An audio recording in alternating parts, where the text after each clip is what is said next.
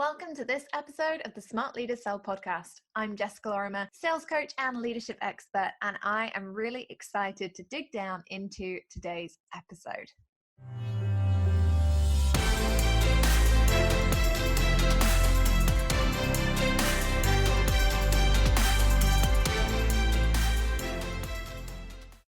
Hey, poddies. It's almost the end of February. I'm very excited about this. I'm also loving that we've had so much feedback from you guys on email about the changes that we've made to Smart Leader Sell this year and having one episode a week. It's been really, really good feedback, and I'm loving having these conversations in my inbox. If you have sent me an email and I haven't responded yet, don't worry, it's because I've just got so many and I'm trying to get through them all one at a time. Now, I have a confession to make. I actually took a couple of days off during my editorial week this week. I needed to go and do some other things. And when I say I needed to go and do some other things, I basically mean that I just wanted a couple of days to watch Netflix and chill. So I'm actually recording this on a Saturday morning. And I just thought I'd be transparent about that, because I hear a lot of questions where people say, you know, I want to start my business with the lifestyle that I ultimately want to end up with, because otherwise, you know, I worry that I'll never get back there. And I'll be honest, you know, there's always a compromise that will be made, and sometimes for me it's that I can be really, really rigid with my scheduling, and sometimes I just need a couple of days to be like, whew, brain time, like just chill. And that's what I've done this week. So I am recording on a Saturday. I don't know if it'll sound any different. I might get like 1,000 buses going outside, which I'm sure Scott will love. But today's episode is an exciting one. We're going to be talking about turning prospects into happy paying clients. Before we dive in, I just want to say a quick thank you to those of you who've been leaving reviews. I know that it must get boring hearing me ask week after week for you to leave reviews. So leave reviews. But seriously, I had a lovely review this week, a 5-star review from Business Improv on iTunes, who said, "Smart listeners, listen here. Jessica and her guests are a pleasure to listen to every episode. Together they provide thought-provoking conversations that are loaded with actionable items whilst being thoroughly entertaining." And I really appreciate that. Me and my guests, we work hard.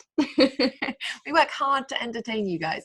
We actually have, in a couple of weeks, I am bringing guests back on the podcast for the first time since December, which is going to be very, very exciting. I'm bringing 2 of my good friends and colleagues and clients onto the show, and we're going to be having the first ever 3-way conversation on Smart Leader Sell, which I think is something to be celebrated of its own accord.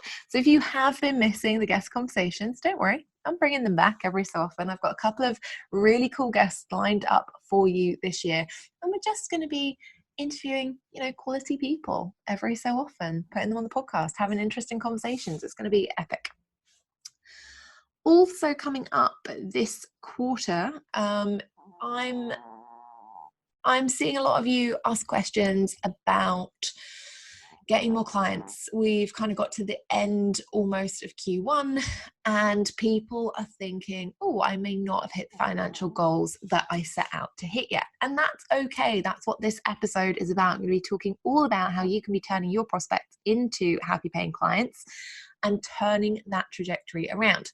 But if you do want some extra help, I'm thinking about doing a little something you might have heard of before. It's called cash creation. I'm thinking about doing something with cash creation.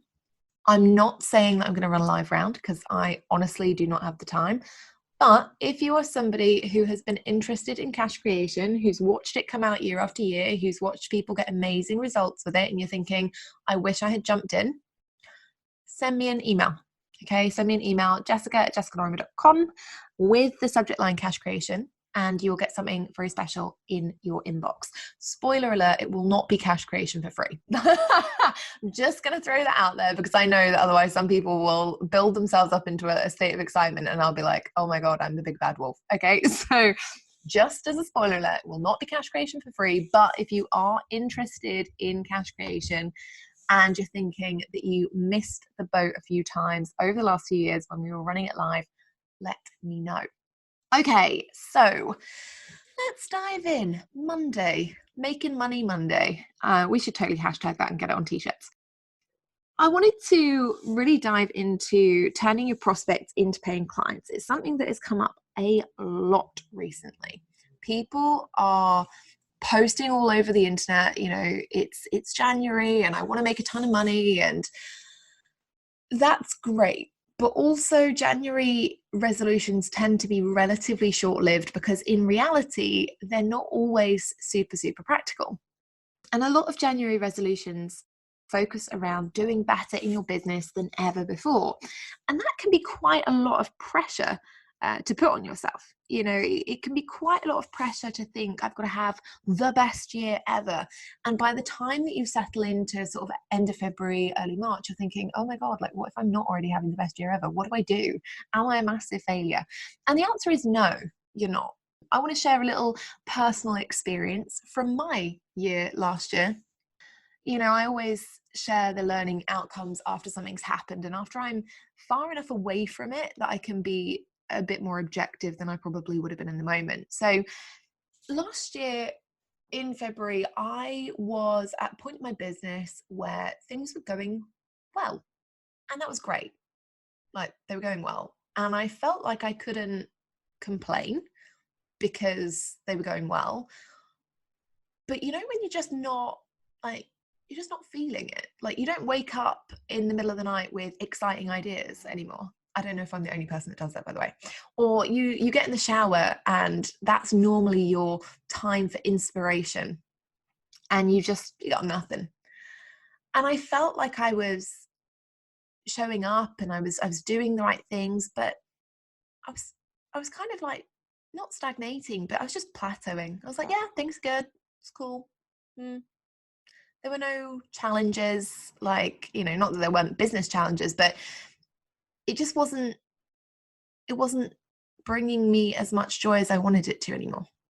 And that sounded like a really terrible thing to say in my head. And actually, I had to drop out of a learning opportunity at that time because when I expressed this to a mentor, they told me that I was just being really arrogant and that, I shouldn't see this as a problem.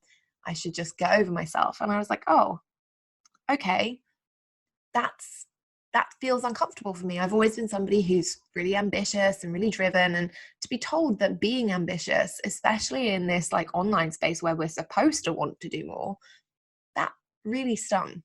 Yeah.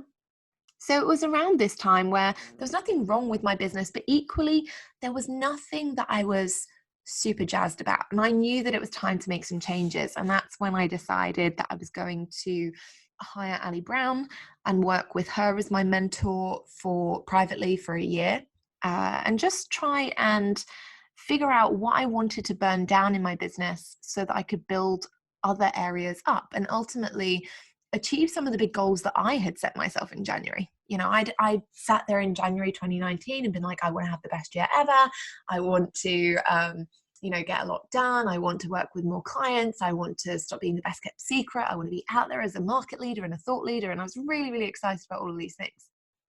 Now, I actually spent the majority of 2019 burning things down. I burnt down a lot. I burnt down areas of my business, like my membership, and I've talked about that on the podcast before and what that was like. I pivoted my business into a whole new direction, teaching entrepreneurs how to sell their services to corporates. I ended up in some personal situations that I wasn't happy about. Like I had some really difficult personal situations that I had to overcome last year. And that culminated at the end of October with what I thought was my forever relationship breaking down. And that was really tough, right? I think it's perhaps been clear on the podcast for a while, and I've not talked about it openly here yet because you guys are, we're close, we're buddies, right? And for me, I spent a lot of last year feeling like I was burning all of these things down and I couldn't necessarily see how I was going to build it back up. Like there was just a lot. There was a lot personally, there was a lot professionally. And sometimes we don't see the reality of the behind the scenes. You know, we assume, oh, everything's fine. And, you know, and last year I got lots of questions from lots of my amazing community.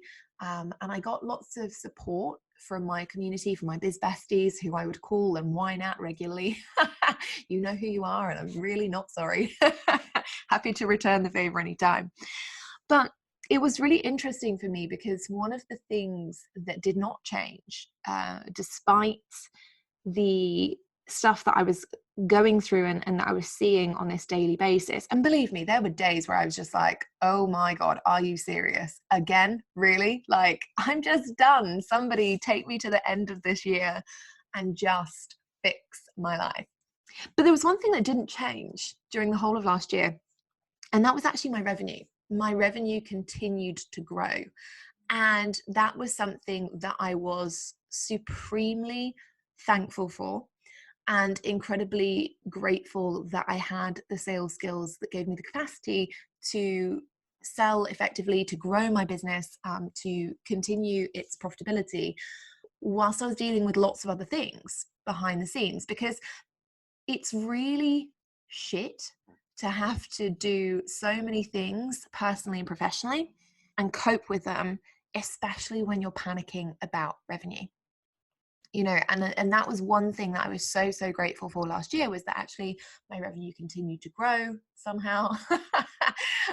And that I was able to continue to deliver to my clients at a really high level, and everything else just kind of slid by the wayside. You know, I wasn't so worried about putting out tons of content, and, you know, I wasn't so worried about keeping up with the Joneses in the online marketing space. It was just kind of getting by day and focusing on the things that really mattered. And for me, the things that matter are making sure my clients get epic results and making money in my business. That's what I'm here to do. So that's how this episode came about. It's been a year, a culmination year, really, of different things going on. And often we can get caught up in thinking, well, it's okay for that person because they've already got an audience, or it's okay for that person because they've already got this really successful business, or it's okay for that person because nothing ever goes wrong for them.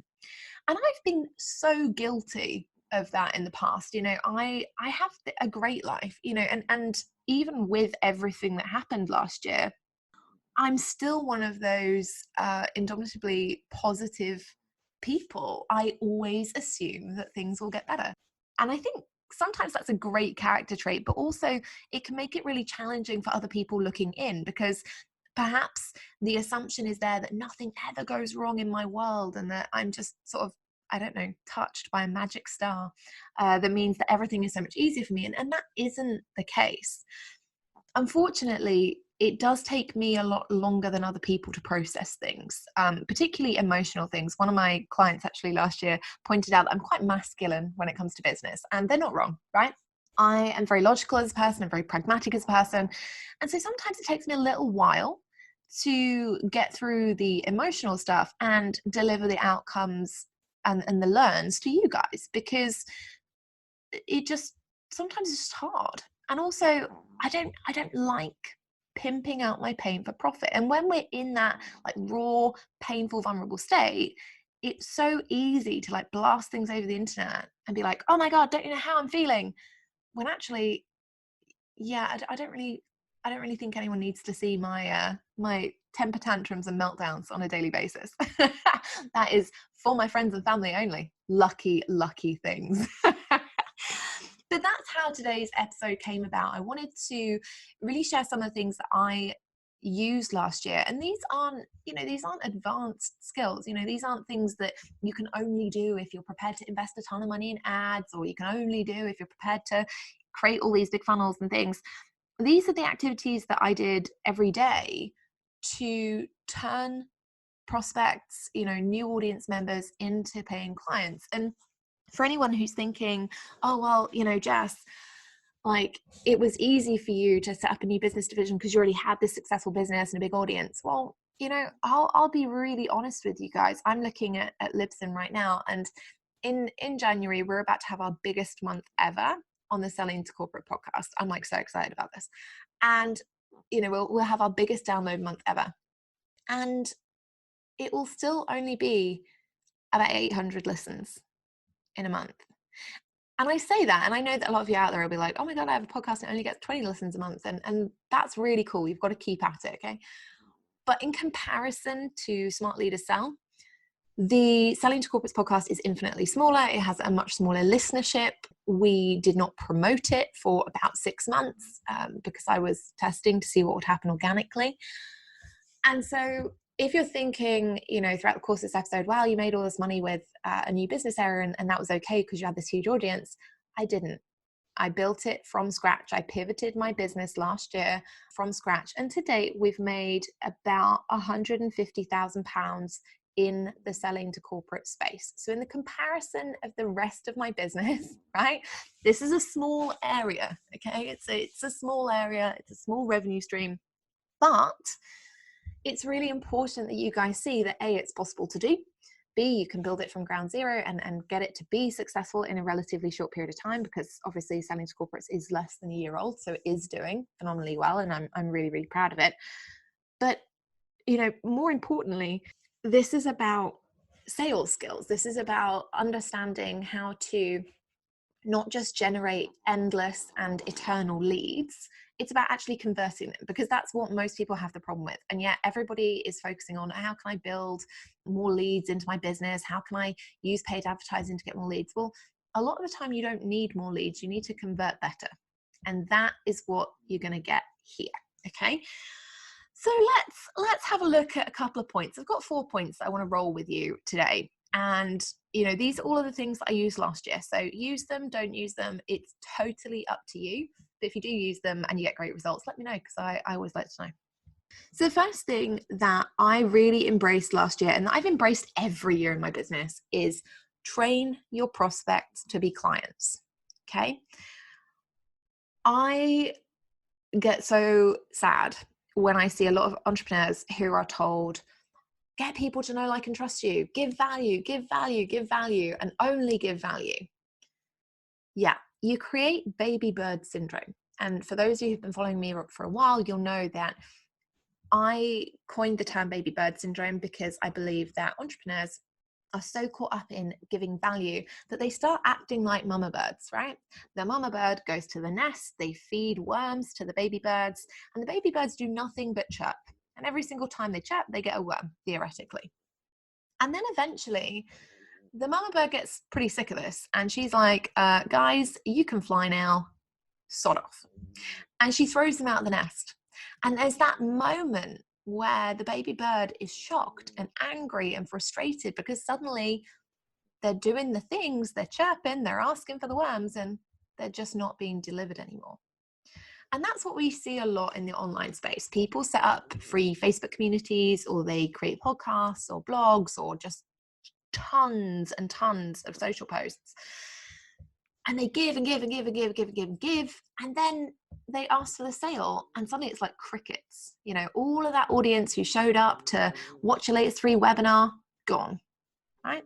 The people who subscribe to your blog every week, the moment you ask for a sale, they send you all these emails. They're like, whoa, not happy, not buying. The people who follow me on social media, giving out all these amazing posts for free, and they're like, we don't like it when you sell to us. Yeah. If you don't want that to happen, we have to train people early to be clients, not eternal prospects. So what does that mean?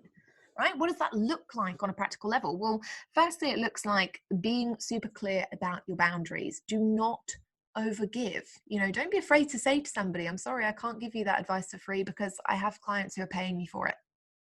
It wouldn't be fair on them. I say that to people a lot. And it's not because I don't like them. It's not because I don't want to help them. But it's because ultimately my responsibility in my business is to my clients and is to me. And if I just continue to overgive and overdeliver in the vain hope that people who are audience members will eventually turn to clients, that's not okay. It oversteps my boundaries, and it means that people have a really false sense of how you will react when you coach them, or how you'll behave when you coach them. People then think, oh, well, if that person's available 24 hours a day when I'm a prospect, they're going to be available 24 hours a day when I'm a client. Well, no, that's not the case. Set your boundaries early. Know what you are happy to do and be happy to communicate clearly and transparently about what you're not happy to do. You know, I recently set up a Facebook group for the selling to corporate stuff. And one of the rules that we have in there is no promo. I'm just not down with other people promoting their stuff and using my community to build their own business. It's just gross. So we made that a rule. And, at the same time, lots of people coming out and saying, oh, well, it's really not fair that we can't promote in people's groups, da, da, da, da. Yeah, well, that sucks. Don't join mine then. But I'm fine about it. You have to be fine with enforcing your boundaries, and you have to be fine with clearly communicating with people who overstep them, that they have A, overstepped the mark, and B, what you would be able to help them with if they were a client. So for example, if somebody says, oh, if you answer this question, then I'll think about becoming a client. I always say to people, well, I'm really sorry, but until you are a client, I don't have the right to coach you. We don't have an agreement in place. I don't have the context and the background information I need. And I wouldn't necessarily be able to support you through the implementation. So actually, it'd be me doing you a disservice if I give you free information that, is specifically tailored to one situation in your business that I don't have all the context on. It's just dangerous, right? Don't be afraid to say no. And equally, don't be afraid to say yes. There are certain things that you can set boundaries around that really demonstrate to people how great it would be to be a client of yours. And part of that is giving genuine quality value when you want to. So if you are somebody who is embracing the webinar method, for example, don't do a webinar that only shows the what and not the how. Give a great webinar, show them whatever you want, teach them whatever you like, because all they'll do is go, oh, wow, if her free content is this good, their paid content must be amazing. So don't be afraid to set yes boundaries and no boundaries, okay? The other thing we have to look at when we're training our audience to be clients and not eternal prospects is that we need to sell more regularly and more transparently in the first place. People often feel quite uncomfortable about selling. And I always say to them, well, look, if you want to train your audience in the right way, you have to make selling a normal part of your process. You have to normalize that approach. One of the things that I always do on this podcast is, and with any of my free content, actually, I always have some kind of call to action in there for you to go and do something else. And it's most prevalent on the podcast, where for the first 2-3 minutes, I'll talk about stuff I want to talk about. I'll talk about, or I'll ask you to do things. I'll ask you to leave reviews, or I'll tell you about a new product or service that I'm launching. That's my time, right? That's my time to demonstrate to you how I lead by example. I'm never going to be afraid of selling. And if people write in and say, oh, well, I don't like that you do that, well, then don't listen. I'm fine with donating 35 minutes of my time to give great value and genuinely share quality tips and information. But in return for that, I expect that 10% of that time, 3 minutes, I get to talk about whatever the hell I want to talk about. And that people can choose to do something. They can choose to take the action. They can choose to get the additional support, or they can choose not to. I'm totally fine with either, but that's my time. That's the fair exchange of value. Okay. So we have to sell more often and more transparent in the first place. And we can do that in 2 ways. When we're looking at converting our prospects into paying clients, we can start obviously with our warmest leads. And this is where, last year I was super on it. If I was having a really, really bad day and I had to do one sales activity every day, it would be looking at my warmest leads first. Okay. I did a lot of proactive outreach last year. You may have seen me in your inbox doing proactive outreach. If people clicked on a link to buy something and they didn't buy, or they were an existing client that I thought I could help further, or they were a former client that I reached out to and asked for referrals or introductions, or even if I could support them moving forward, I was in email inboxes all year. And I loved it. I had a great time. I had some epic conversations.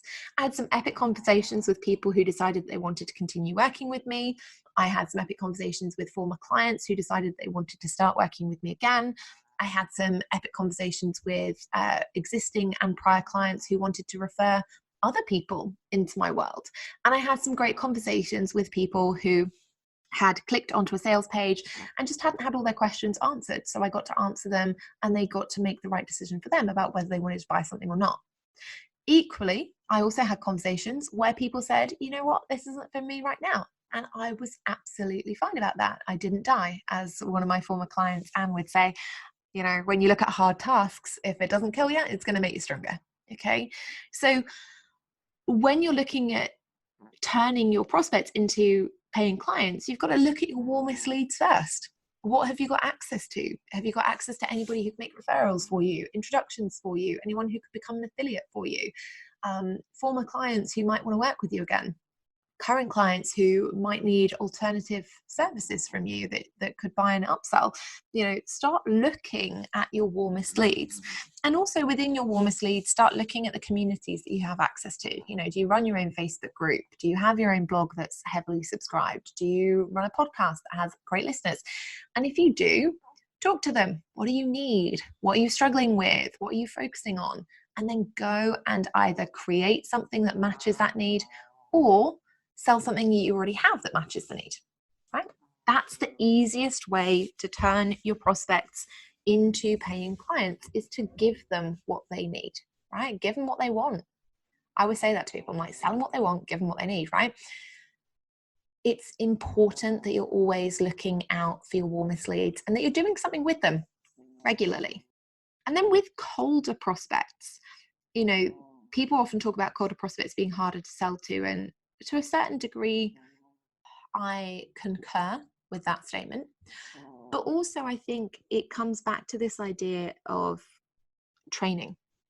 You know, if we never sell to our colder leads, you know, so people who perhaps are new to our communities, new to our podcasts, new to our email newsletters, how do they learn that we're going to sell to them? And that actually us selling to them transparently is not us trying to force them to purchase something, but actually just us giving them the information they need to make the best decision for them. That's how I look at sales. You know, when people think, oh, I don't know that I could reach out to a prospect every single day with proactive outreach. You know, what if they were upset? What if, you know, they were negative, or this, that, and the other? I don't necessarily consider those things, because I assume that I'm not reaching out to bother them or hassle them or sleazily convince them to buy something. I'm reaching out with information to give them the ability to make the best decision for them. That can be a yes, and it can also be a no, right? And as far as I'm concerned, as long as the client is making their own independent, empowered decision, I don't care. I don't care which one it is. I'm not attached to that outcome. I'm attached to them being able to make the right choice for them, the one that works for them. Okay. So with our colder clients, we have to sell more regularly and more transparently. You know, when people join your newsletter, for example, do you have a welcome sequence that shows them that you are genuinely interested in sending them the right information from them? So, you know, having a welcome sequence that segments. And are you positioning products and services in front of them, or are you inviting them to discovery calls, or asking them to tell you what their biggest problems are, so that you can help follow up and give them that information they need to make the best decision? And if you're not, then you're not training them to go from prospects to clients. You're training them to remain an eternal lead until the point that you decide to run a launch, and hopefully when you sell to them, they're going to be fine about it, right? And they're going to buy. If we don't train them into that habit behavior, then we get the baby birds who freak out because they never knew that you were going to sell to them, and now they're not happy about that.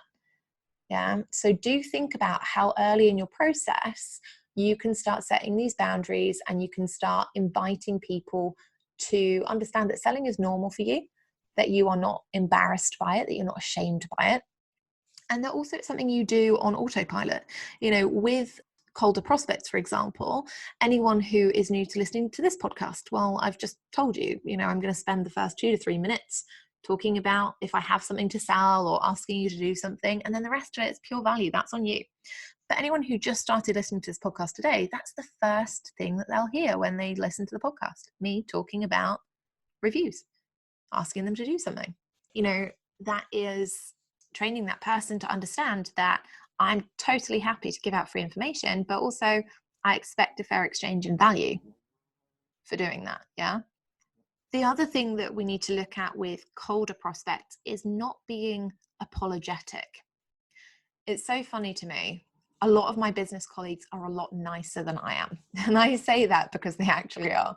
We have conversations sometimes over dinner, and people will say that they received an email from somebody who said something like, I can't believe you tried to sell to me in your latest email. How dare you? If I want to buy from you, I'll do that myself. Or, I can't believe that you spent 3.5 minutes on your latest podcast episode talking about a client that got great results, and then you tried to sell me the same thing that they bought. That is horrible. And these are genuinely things that I hear and I think, oh my God, like, what is wrong with these people? Because I just don't see it with my audience. And I think that there is a certain degree of not being apologetic for what I do. My business is here to make money. So is yours. Your primary job in your business, you have 2 primary jobs. One is to be a salesperson and make money, because your business without money is not profitable and is therefore a very expensive hobby. And your other primary job is to deliver what you say you can to your clients. Because again, if you can't work with your clients and you can't deliver what you say you can, guess what? Unhappy clients are going to be the downfall of your business. Okay. So don't be apologetic about either of those things. Never be apologetic about sharing testimonials or wins that your clients have had. Why would you? I see people sometimes, they create these posts and they're like, oh, I know that you might not be feeling like you're doing as well in your business right now or in your health journey right now. And this isn't designed to cause offense to anyone, but one of my clients did really quite well recently. And maybe you'd think about potentially sort of kind of considering doing this too. That's not you being loud and proud about your client. That's you apologizing for taking up space because some negative little Nancy might get the knickers in a twist. Like, that's not okay. Holding back wins and testimonials and successful outcomes and great results because you're worried that somebody else might get offended. That's not training your audience to be great prospects and to turn into clients. That's training your audience that you don't want to upset them because you don't want them to leave, because the fact that they're there is more important to you than necessarily making money, right? Instead, you have to be loud and proud and, share your testimonials, share your client wins and successes, and be overjoyed, because you are. Let's face it, if you've helped a client to do something amazing, you should absolutely be congratulating them for it, talking about it, telling everybody else what's possible for them, and inspiring them. And if people don't take it as being inspiring or motivational, then they're not right for your audience. And that's cool. They're never going to buy from you. Let them go and be negative Nelly on their own somewhere else. Yeah. And then we have the apology around selling in emails or on podcasts or in our content.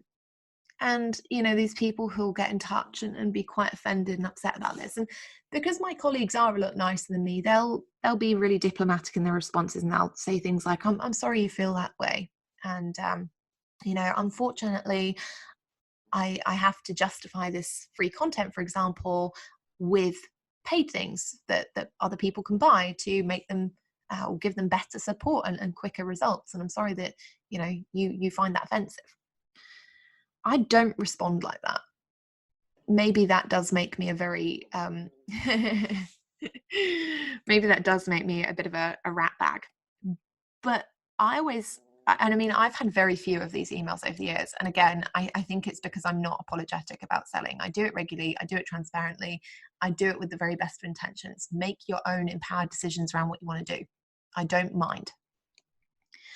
But on the odd occasion, I have had emails from people who said, and I had one a few weeks ago from somebody who said, Jess, I really like your podcast, but it really irritates me that you sell on it every episode because, I just want to listen to the value. And I sent them an email back and I said, I'm really sorry that you only want pure value and that you are not prepared to see the realities of running a business. And because you are not okay with me selling transparently, it probably means you're not okay with you selling transparently in your business either. In which case, there are probably two options you should take here. One, start listening to the podcast and using the information I'm giving you and sell transparently and do really well. Or two, stop listening to the podcast because I'm not going to stop selling on it. I never got a response. And, could I be more polite? Yes. Do I want to? No. Because I don't frankly want to encourage these kinds of conversations. I want my audience to know early on if I'm for them or if I'm not. And being apologetic about selling lulls people into this false sense of security where they think that you never want them to buy.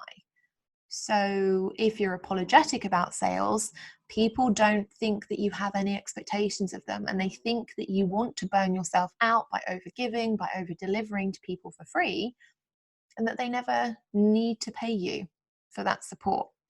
And that is not okay. Yeah, it's totally okay to show up regularly and give free value, free quality value to your audience. But it's not okay to burn yourself out or to put your business in a situation where it's not profitable because you're worried about what they think or whether they're going to get offended. Yeah.